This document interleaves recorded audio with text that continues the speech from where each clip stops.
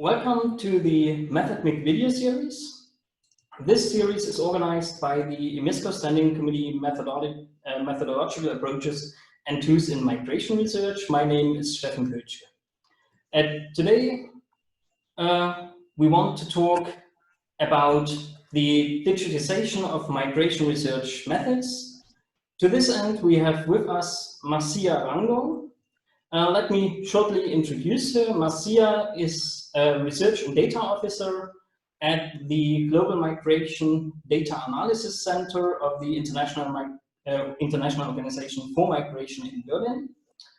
There she leads the work on data capacity building and data innovation. She explores how new data sources such as big data can be used for migration analysis and ultimately for policy making.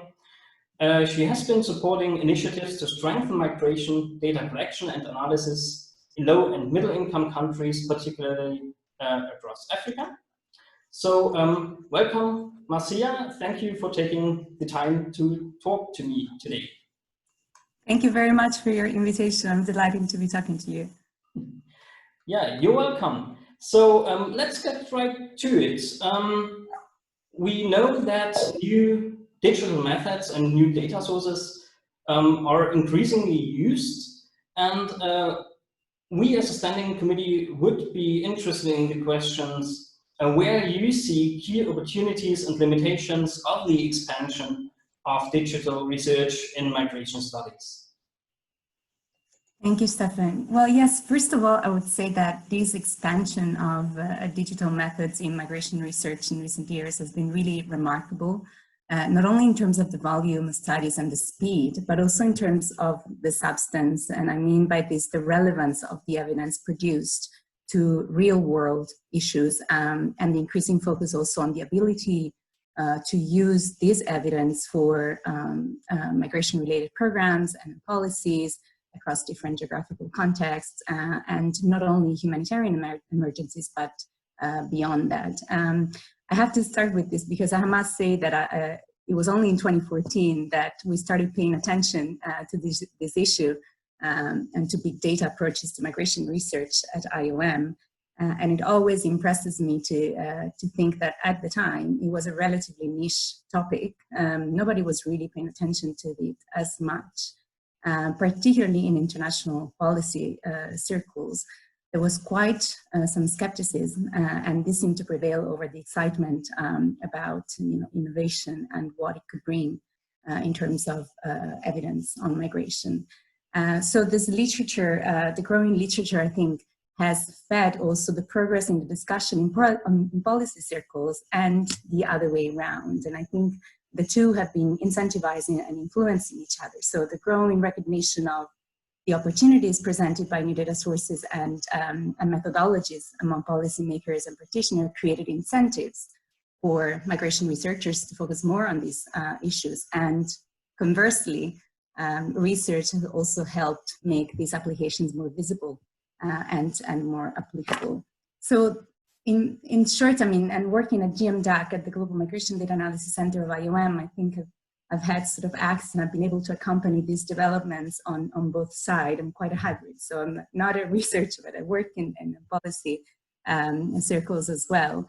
And the main advantages that I would see in this application of new data sources and research methods in migration are first, the possibility of shedding light on trends and processes that would otherwise, and the light went off, be hardly observable through traditional methods, and filling some of the gaps that we keep talking about, and the gaps in data on migration in traditional migration statistics, so the flows, the dynamics versus stocks, and the static information that we mostly have at the moment, migrant characteristics, and also the possibility of reaching populations and groups that would be hard to reach through traditional research methods.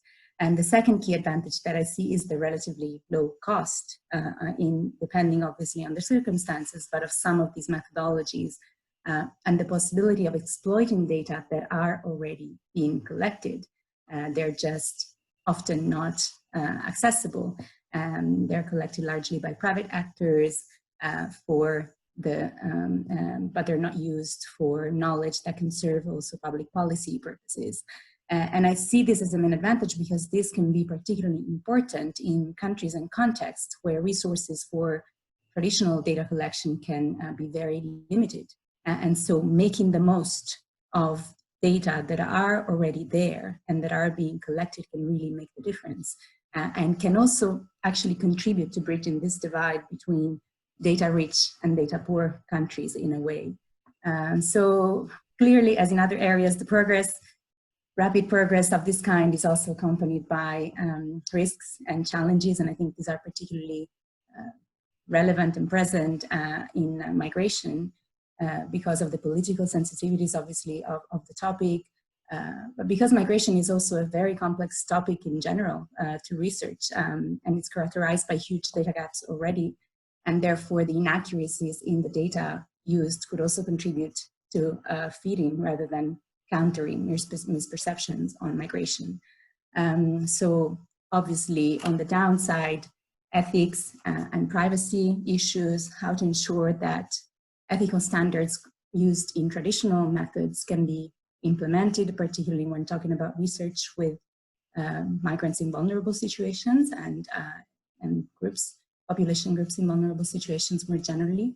The quality of the data, which is also related to ethical consideration, because in a way, having non-representative or bad or low quality data can be just as dangerous as having no data at all, right? As is often said many times. So it's essential to understand what the data are coming from, how they're collected, what are the advantages and what are the downsides, what they can tell us, what they cannot tell us. And this is true for all data, also from traditional sources, but it's true particularly for large amounts of data that are collected by private actors, and therefore where the methodologies may be not as clear, transparent, or just communicated. So it's important to understand the bias of the data. And the third is, I think, and the last one, the main, I think, disadvantages is the risk of a growing disconnect, in a way, between theory and evidence. And when using big data or new methods, there may be a tendency often to sort of let the data or fancy artificial intelligence and machine learning technologies speak for themselves, so to speak, without due consideration of the context and the theoretical evidence underpinning the phenomenon that we're studying. And so just as we place the importance on the robustness of the methodologies, we also need to make sure that innovation in research methods is anchored in solid theoretical frameworks and understanding of the context, the more nuanced and qualitative information of the phenomenon that we're studying. And this, of course, will help in the correct interpretation of the findings and the use of this evidence, the ability to use this evidence for policy and programs. Mm-hmm. Yeah, thank you. That was already a wealth of information and interesting topics, I think, which we could fill hours of conversation with. I think the last point you mentioned is really interesting and really important to us as a standing committee as well. Bringing together theory and evidence, that is also something which our standing committee actually aims towards, as we want to bring together, or as we do not only want to strengthen methods in migration research, but also bring together scholars from different disciplines, including computational social science experts and migration researchers who are employing more traditional methods, let's call it that. So I think that is a very important point you make there, among many others important points. You mentioned also that these new data and new methodologies allow us to observe and research trends which were hardly observable before with other methods or other data types. Could you just specify a bit which type of research question you were thinking about in this regard? Yeah, that's a very good question, interesting question. And in fact, this is one of the key areas of work of the Big Data for Migration Alliance, this initiative that we launched together with the European Commission, Knowledge Center on Migration and Demography, and the Governance Lab at New York University, who recently joined also this endeavor. And it is also related to what I said about, this disconnect, so we don't spend enough time on the questions, exactly what you were saying. So as part of one of the projects we worked on together, we identified sort of the key policy or research questions on migration that matter. Obviously, there's many more than 10, but through a project where we built a group of bilinguals, what we call bilinguals, so experts on migration and on data and research methods. And we asked all these people to submit their questions about what they thought were the relevant issues on migration that we're still largely unable to answer, and where new data sources could really contribute to filling some of these knowledge gaps. These questions are now public. There's actually more than 10 because each question has several sub-questions, but then they were also validated through an online public voting campaign. Well, I think that there's, where there's some where the potential has already, the potential of using new data sources has appeared sort of more clearly until now. And we have examples also of these in our data innovation directory on the migration data portal. And it's about tracking, for instance, post-disaster displacement. After natural disasters in a timely fashion to inform targeted and prompt humanitarian assistance. It is about nowcasting, nowcasting on migration or estimation of migrant stocks, in a more timely fashion than you would be able to do with censuses every 10 years or every 5 years. It is about estimation of internal migration patterns, particularly through mobile phone data in some countries, estimation of flows, which is one of the big gaps and persistent gaps in migration. We know a lot more about stocks, about numbers of international migrants, with even there with certain gaps, timeliness and other gaps. But we don't know as much about the dynamics and the changes in migration. How many people migrate from one country to another around the world in a year? Some countries have this information, but the majority of the countries in the world, may collect, but may not make this information publicly available. I think it's also about understanding the patterns of inclusion of migrants, residential segregation, for instance, in big urban centers, understanding public attitudes towards migration and how this change, and also understanding more temporary forms of migration.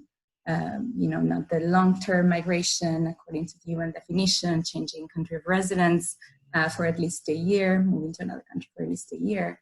But what about people who live and work in different countries, transnationalism or circular migration, when the stay may be shorter than 1 year, but people that are still relevant for policy. And so some of these questions actually were also highlighted through this exercise of the 10 policy questions.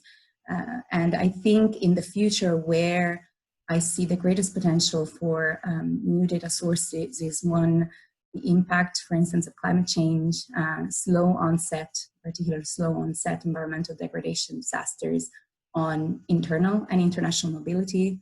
What makes the difference between that? When are people, when do people decide to stay within a country or migrate internationally following, harsher environmental conditions, for instance? How is access to IT and communications technology changing migration patterns around the world? This is also another question that came up from this exercise. And also inclusion of migrants in countries of destination.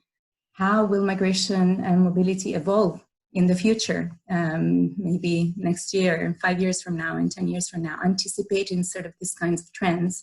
For as much as I might say very honestly, I'm quite skeptical of the ability of anyone to forecast migration in the long term.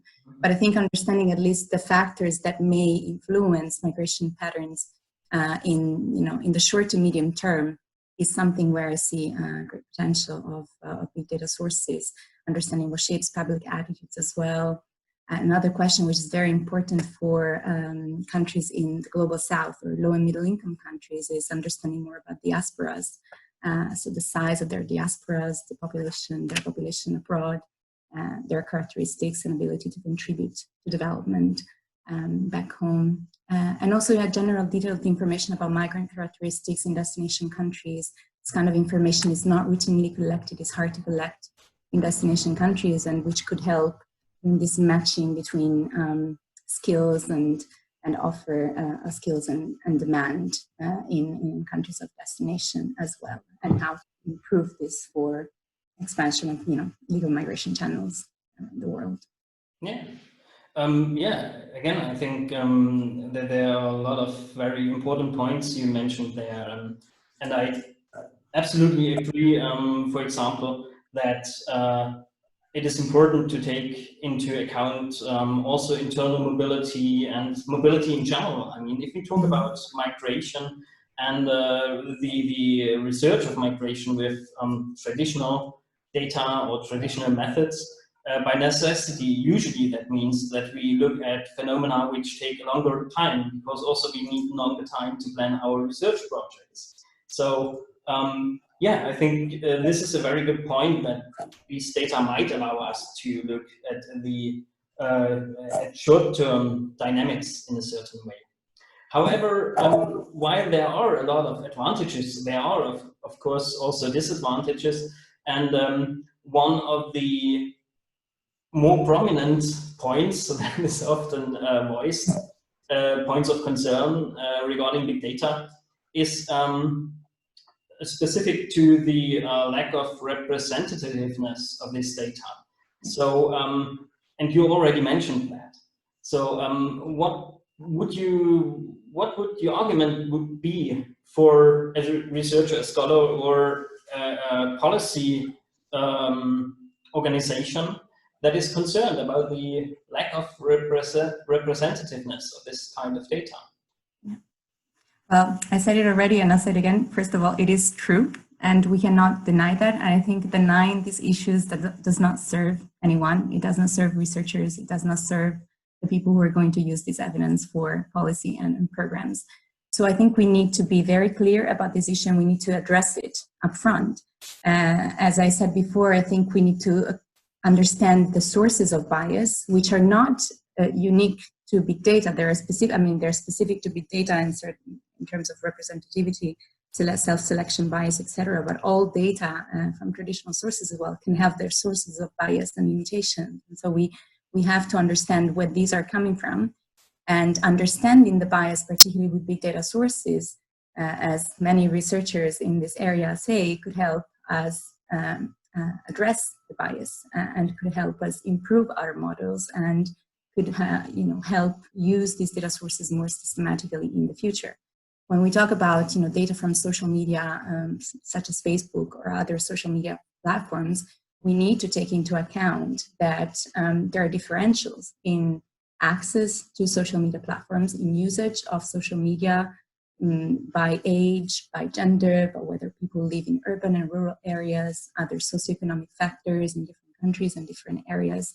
And we need to understand this, and actually understanding this bias can help us understand other phenomena as well. For instance, gender differentials in access to the internet, as has been showed by the research by Ingmar Weber and others.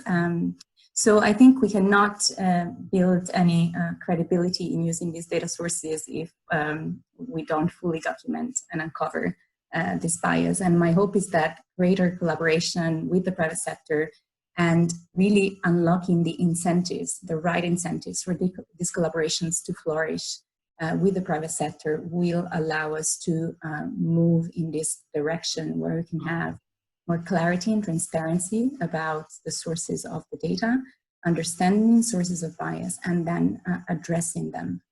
Mm-hmm.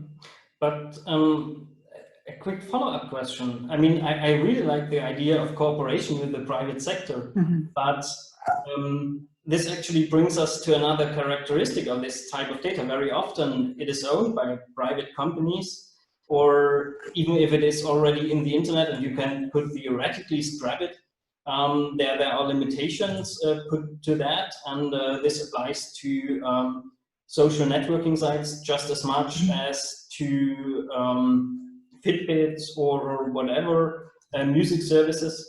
So even if we find a way of cooperation, what does this relationship with this type of private gatekeepers mean? Do you see there a risk for the freedom of research, to put it that way, or how can we handle that? Yeah, it's a very tricky question, and of course it very much depends on what data we want to get access to or use, and to answer which policy questions and in which context, right? So it cannot, I think it's very hard to generalize and find a solution that sort of can serve anyone.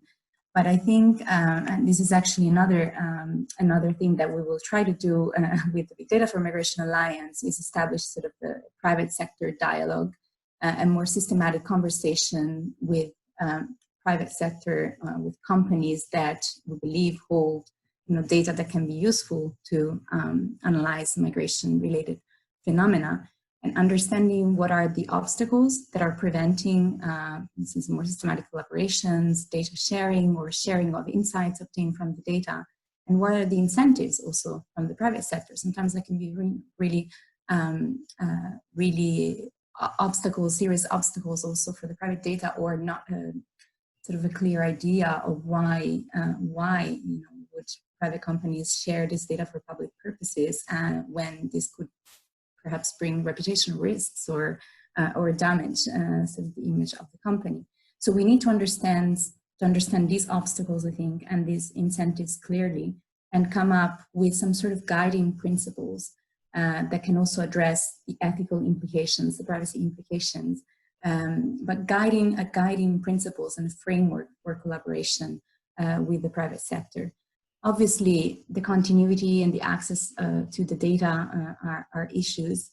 I think being clear about the end use of the data and why, how those data are being used and for what purpose can really help to unlock this potential. And that's often what is not clear. I think we're not often clear about the final uses or the questions that we're trying to answer, and why, and how will that evidence then be used for policy.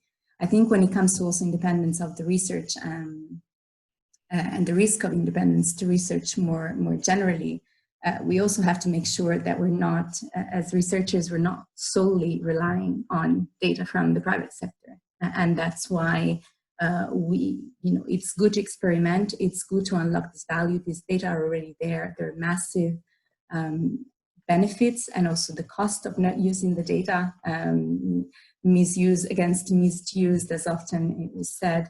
And I think, we have to use both and try and understand how to use both to improve evidence on migration. Yeah, thank you. That's actually a great introduction of my last question, because I would also like to invite you to think about the future. So what do you think will be the role of traditional methods versus new digital methods? Do you imagine there will be some kind of dominance, or will we reach a point where we can integrate the different approaches? Yeah, I think that is actually the central challenge. I often say I don't see competition between innovative data methods and research methodologies and traditional statistics on migration. I think we very much need both, and I think big data and new data sources will not replace traditional statistics anytime soon. I don't see that happening in my near future, perhaps when we retire.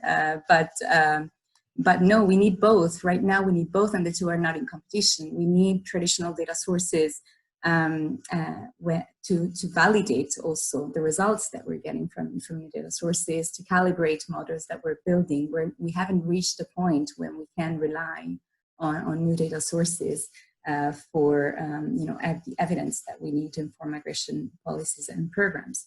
At the same time, we cannot ignore this potential, because especially as this COVID situation and pandemic is showing, traditional data collection can often be stopped or because of, for instance, health crisis, public health crisis situations around the world. What happens when we cannot collect the data through traditional methods, enumerators, going and interviewing people? We need to come up with alternative methods, because the data in those situations particularly are particularly critical to then informing responses to the pandemic or monitoring the impact of the pandemic, for instance. So I think particularly in situations of crisis, we see the value of this kind of innovation, but we also need to be very clear that we cannot do without traditional data and the methodological rigor that we find in traditional statistics on migration. And so, as you said, I think one of the greatest challenges in the future is not really understanding whether big data will replace traditional data, but rather how to integrate the two, how to combine uses of and what do we need to achieve that. It is critical to obviously have define what is our population of interest in these cases, and then try to integrate these two methodologies. And I think this will be one of the key areas of, or should be one of the key areas of research in the future. So I hope that that you all will, we all focus on this in the future as well. Yeah, so basically you gave us all some nice homework. I agree with that very much. Yeah, I think that's a really nice closing comment. It was really interesting talking to you. Thank you very much. Thank you for taking the time to talking to me, talking to us. And I hope that we will have a chance to continue this at one of our future events in person, I hope. So yeah, thank you again. Thank you so much for this opportunity, Stefan. It was a pleasure to talk to you. Thank you. I hope to continue the conversation very soon as well. Thank you.